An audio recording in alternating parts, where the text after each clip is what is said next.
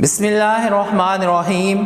तो बेटा आज तुम लोग की जो टॉपिक है वो लास्ट वाला है, प्रिपरेशन ऑफ यूरिया।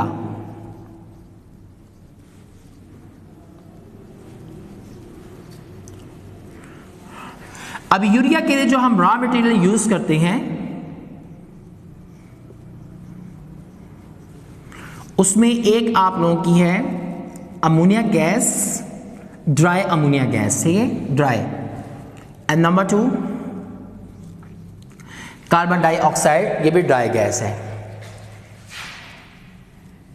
ये दो चीजें जो है हम इसके अंदर यूज करते हैं जो कि यूरिया की प्रिपरेशन के लिए रॉ मटेरियल के तौर पर यूज होती हैं, ठीक है। ये थोड़ा सा ऊपर लिखा हुआ है, urea is the nitrogen fertiliser, it consist of 46.6 nitrogen.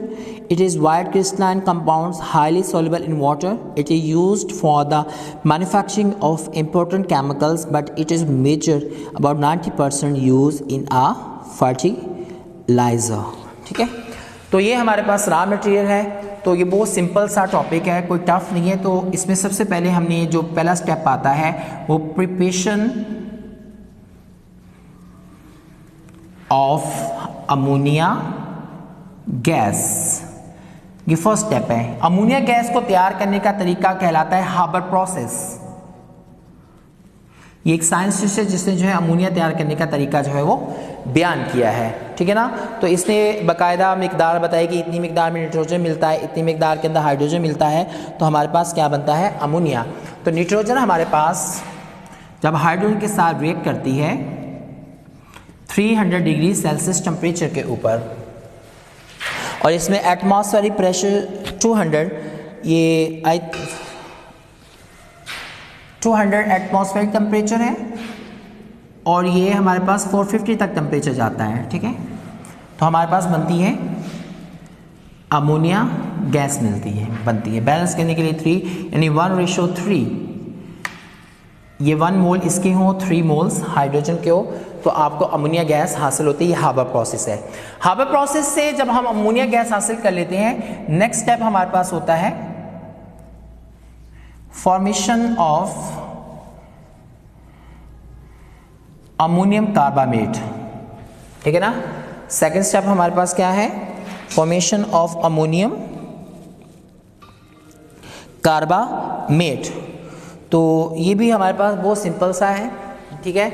Ammonia gas जो है उसे कार्बन डाइऑक्साइड के साथ हीटअप किया जाता है, तो हमारे पास क्या बनता है, अमोनियम कार्बामेट बनता है।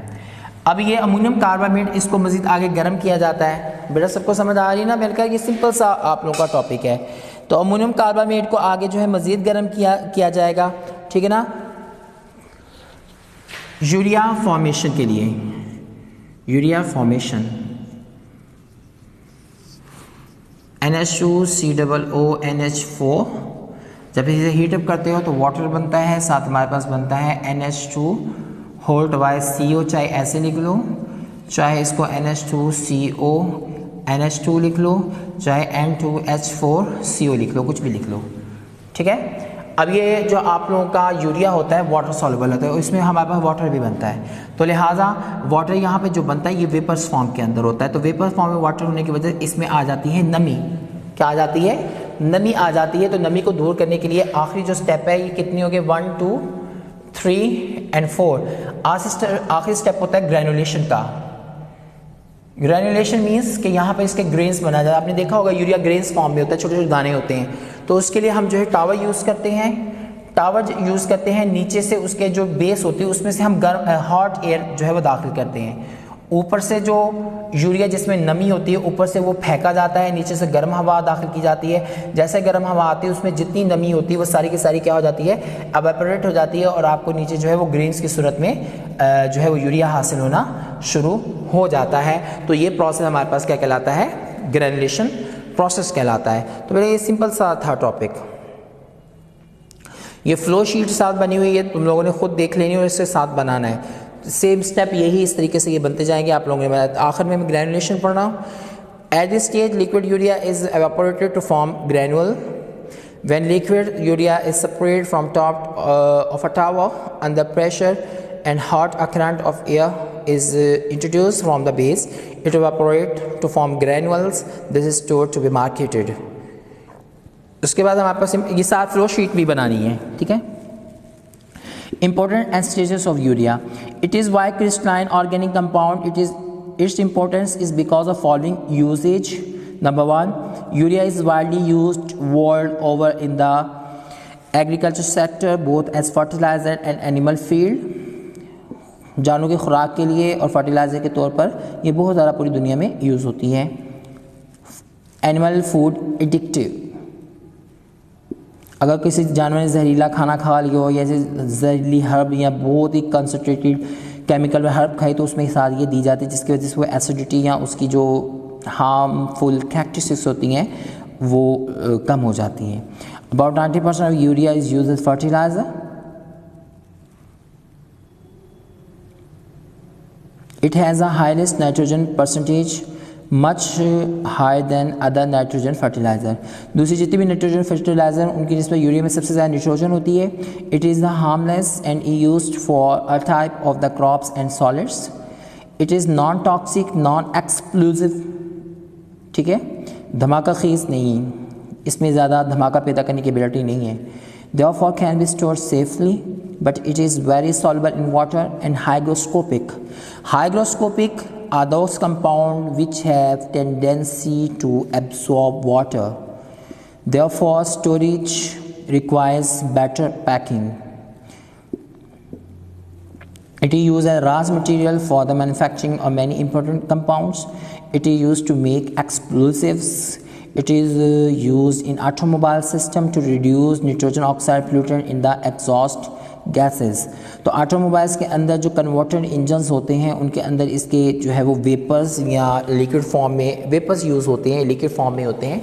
तो क्या करते हैं, आपके पेट्रोल के अंदर जो हार्मफुल कंपाउंड्स होते हैं, निट्रोजन या सल्फर के, कार्बन के ऑक्साइड्स होते हैं, उन्हें लेस टॉक्सिक ऑक्साइड में ये चेंज करने में ऑटोमोबाइल्स के अंदर यूज़ होता है। There are about 6 urea manufacturing unit Pakistan. The major 4 are Fauji fertiliser company, agro chemicals, Fauji fertilisers, मिनकासिन, Dawood, Hercules company. Fauji fertiliser is the biggest fertiliser manufacturer with 59% market share. सबसे ज़्यादा इसके शेयर सबसे ज़्यादा यूरिया ये बनाता है। Government provides an indirect subsidy to manufacturers। जो गवर्नमेंट है वो इनडायरेक्ट से ना बिलावास्ता जो मैन्युफैक्चरर्स होते हैं, जो ये फैक्ट्रीज़ के एम्प्लॉयर्स होते हैं जो काम करते हैं, उनको जो है वो हिदायत देती है। But this industry is still facing supply shortage, shortfall problems. लेकिन अभी तक इंडस्ट्री जो है वो इतनी मिकदार में यूरिया बनाने में कामयाब नहीं हुई, हमेशा इसकी शॉर्टेज ही रहती है। The price of urea has grown since the last years. पिछले सालों की निस्बत जो लास्ट ईयर्स हैं, ठीक है ना, पिछले सालों की निस्बत जो यूरिया की प्राइस है उसमें बहुत ज़्यादा इजाफा हुआ है। तो ये आप लोगों का लास्ट टॉपिक था। तो आज आपकी केमिस्ट्री की बुक जो है वो कंप्लीट हो गई है।